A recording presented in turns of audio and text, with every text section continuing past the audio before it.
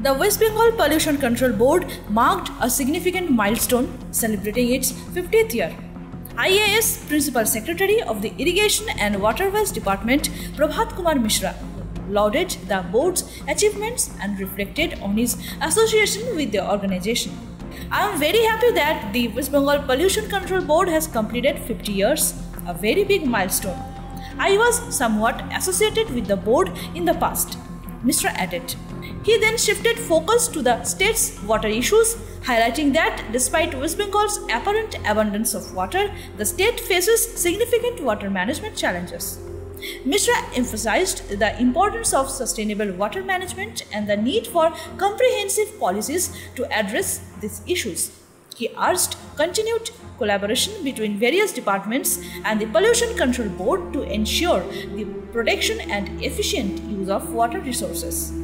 The event underscored the board's pivotal role in maintaining environmental standards and promoting sustainable practices across the state. আমি খুবই আনন্দিত যে pollution control board আজকে ওনারা 50 years complete করলেন। একটা মাইলস্টোন, একটা খুব বড় মাইলস্টোন। আমি কিছুটা পলিউশন কন্ট্রোল বোর্ডের সঙ্গে যুক্ত ছিলাম প্রথম দিকে, যখন আমি এনভায়রনমেন্ট সেক্রেটারি ছিলাম।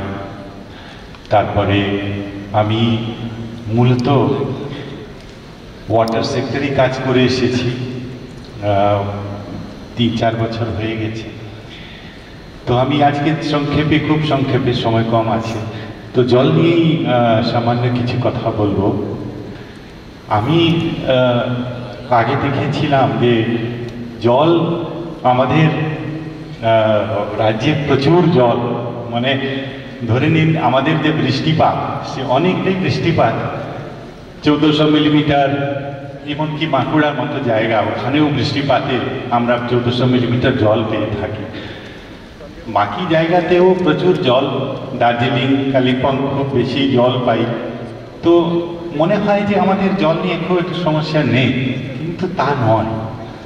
আজকে আপনারা দেখলেন এবিতে খুব সুন্দরভাবে জল নিয়ে খুব ভালো ভালো কথা এখানে বলা হলো। এবং আমরা যদি দেখি তো খুব বেশি, যদি আমরা ওয়েস্টার্ন অ্যাটলান্টিক জোনে যাই, সেখানে কিন্তু জল নিয়ে প্রচুর চিন্তা রয়েছে। আপনারা জানেন যে ওখানে খুব একটা সমস্যাজনক পরিবেশ, কোনো সময় ড্রাউট রেজিস্ট্যান্ট, আমরা যার জন্য প্রচুর সেচের কাজ করেছি, মানে এগ্রিকালচারের কাজ করেছি। ওখানে আমরা অর্চার্ড লাগালাম, প্রচুর অর্চার্ড লাগানো হয়েছে, যেটা দিয়ে জল সংগ্রহ করা হয়েছে। প্রায় 1000 হেক্টেয়ার ওখানে আমাদের খুব বিশালভাবে অর্চার্ড ক্রিয়েশন হলো। আরও সব খুব কাজ হয়েছে জল নিয়ে। আমরা যদি আপনি দেখেন এদিকে প্রচুর ওয়াটার ম্যানেজমেন্টে আমরা প্রচুর চেষ্টা করছি। আমরা জানি যে ফ্লাড ইরিগেশনের একটা প্রচুর সমস্যা রয়েছে। আমি যেটা দেখেছি যে খুব মাল্টিডিসিপ্লিনারি ব্যাপার। জল একটা এরকম জিনিস, মানে একটা দিক দিয়ে যদি চেষ্টা করি তাহলে কিন্তু আমরা এটাকে খুব ভালো জায়গায় নিয়ে যেতে পারব।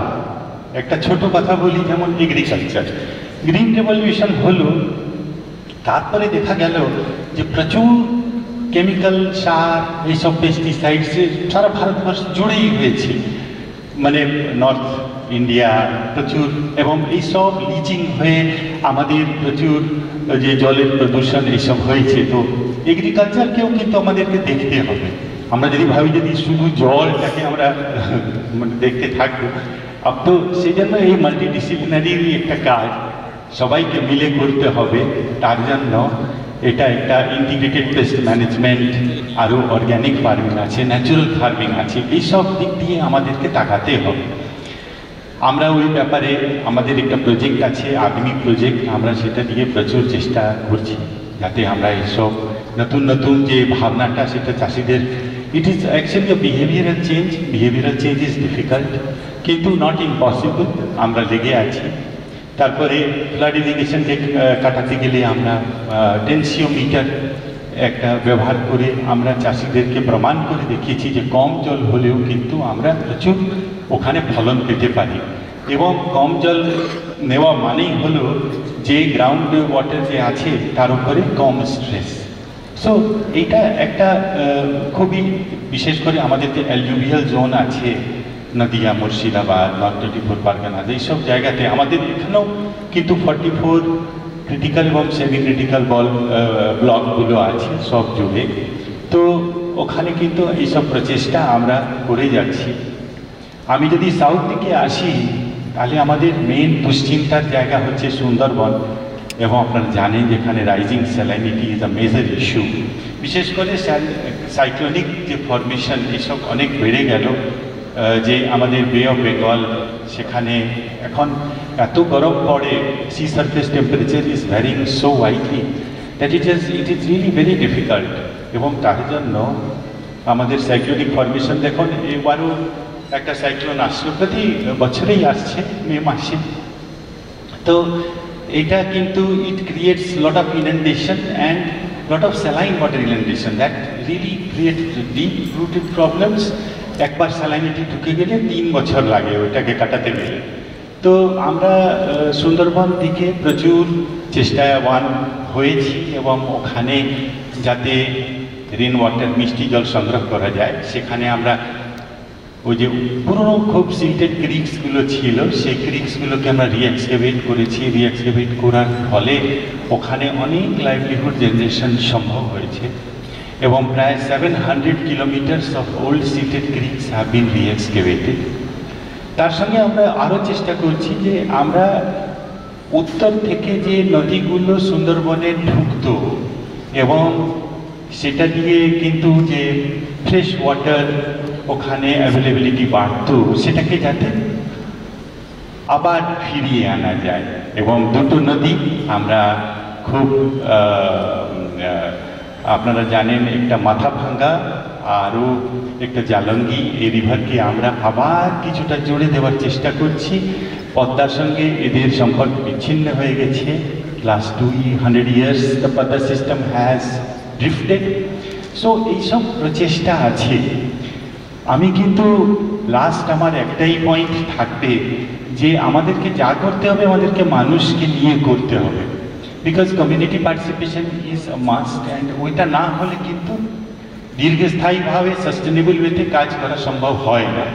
আমরা প্রচুর এই ব্যাপারে ফার্মারদের সঙ্গে কাজ করেছি, এবং ওয়াটার ইউজার অ্যাসোসিয়েশনস গঠন করা হয়েছে প্রায় 3,500।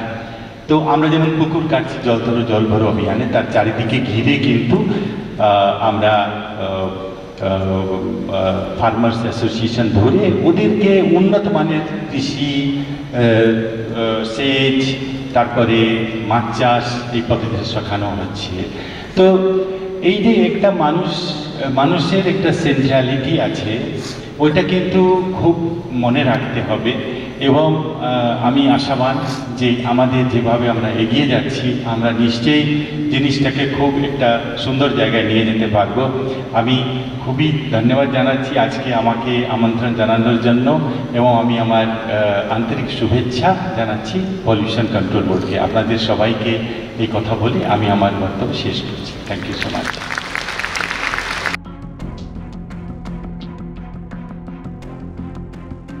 By a staff reporter, Kolkata, ANM News.